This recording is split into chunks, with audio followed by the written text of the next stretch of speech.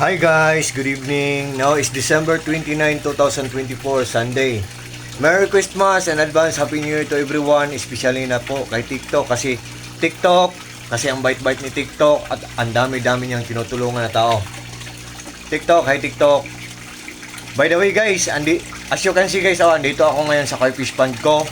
Magpapakain ako ng dinner meal nila. So, but before anything else guys, i-reveal ko muna kung ano ang ginagamit ko na brand na submersible pump. The moment of truth guys, tingnan nyo guys, look at guys. Ito guys, ito ang power station ko guys. So, ito ang power station ko. 77% na lang ang natira na battery. Hindi ko isasabi kung ano ang brand nito kasi ang i-flex ko lang ang submersible pump ko or water pump ko.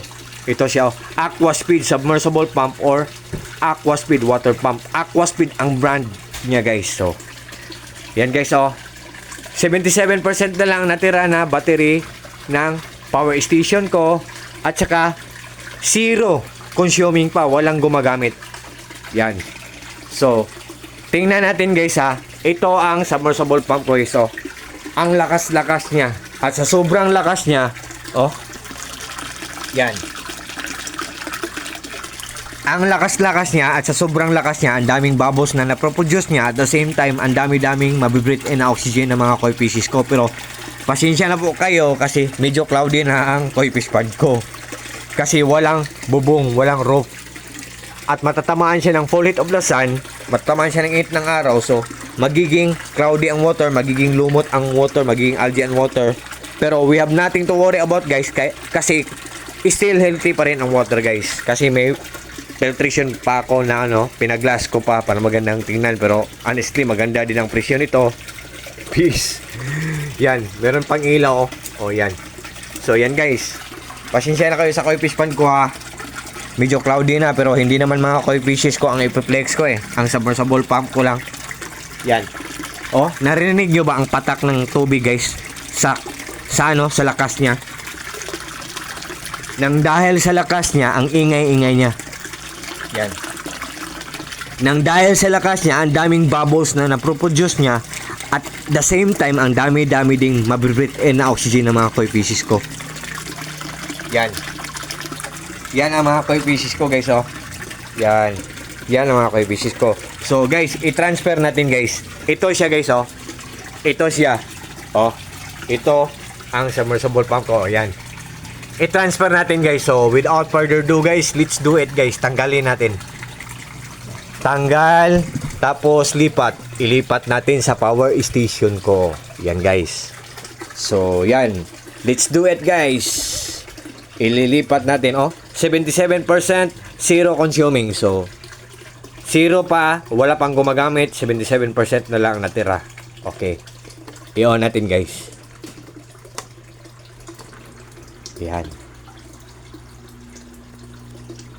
Ang ganda nito guys. So kung fish keeper po kayo, kahit anong mga isda nyo, kahit sa aquarium, ang ganda ng quality ng Aquaspeed submersible pump guys. Aquaspeed water pump.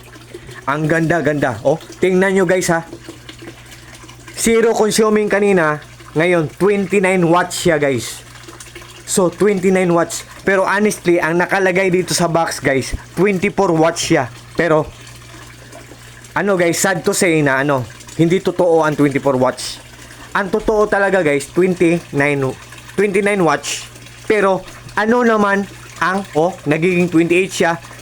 29 watts. Naman ang 5 watts na naka-add sa submersible pump kung ang ganda naman ng quality. Ako wala pag ako ang pagdesisyonin, wala akong pakialam sa 5 watts guys. Kasi ang ganda ng quality guys, ang lakas-lakas pa niya, ang tipid-tipid niya sa kuryente guys. Sa sobrang lakas niya, ang ingay-ingay niya, at sa sobrang lakas niya, ang daming bubbles na naproproduce niya, at the same time, ang dami-daming mabibreathe in na oxygen ng mga koi fishes natin. Or ng mga isda natin, kung monster fish man ang sa inyo or goldfish man. Yan guys, sa sobrang lakas niya, ang ingay-ingay niya. ang ganda ng quality at ang tipid-tipid pa ng kuryente at ang mura-mura lang, hindi ka mahalan, affordable lang. So, can't you see guys? Can you imagine? Yan. So, guys, believe me or not guys, ang mura-mura lang, hindi ka mahalan, affordable lang. Tapos, ang ganda ng quality, matipid pa sa kuryente. So, can't you see guys? Can you imagine? Isn't it amazing? Isn't it surprising? Isn't it exciting? Guys, what do you think guys? What can you say guys? I'm just joking guys. I'm just only kidding guys. Yan guys. So, ayan. Sa lahat ng mga sa lahat ng mga friends ko dyan ha, sa lahat ng mga followers ko, especially na sa mga co-groups ko, Koi Lovers Philippines, at sa lahat ng mga followers ko, sa lahat ng mga supporters ko, sa lahat ng mga taong walang sawang nag-watch sa mga video na pinopost ko, sa mga videos na pinopost ko, sa mga taong walang sawang nag-join sa live ko sa TikTok ko everyday. Thank you so much yung lahat, at especially na sa mga taong ang laki ng utang na naloob ko sa inyo, yung mga taong taga Luzon, taga Visayas, hindi ko kakilala pero nag-purchase sila, nag-order sila sa Yellow Basket ko. So, thank you so much yung lahat guys. Maraming salamat yung lahat. I hope na masaya ang pagsalubong ninyo sa Paskong nangyayari.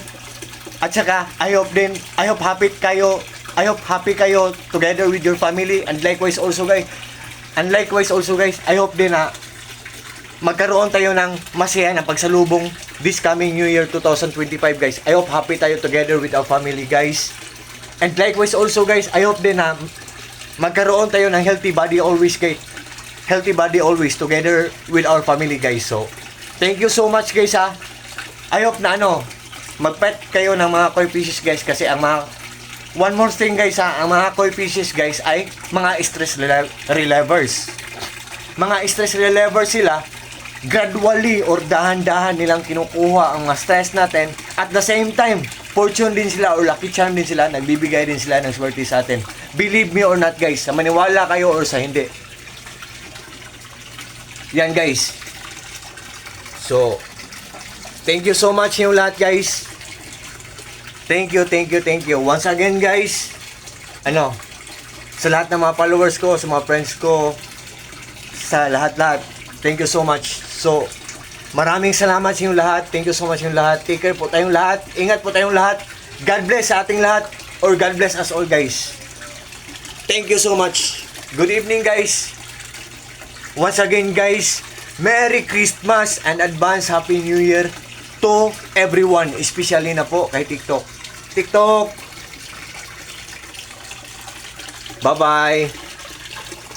Bye-bye guys.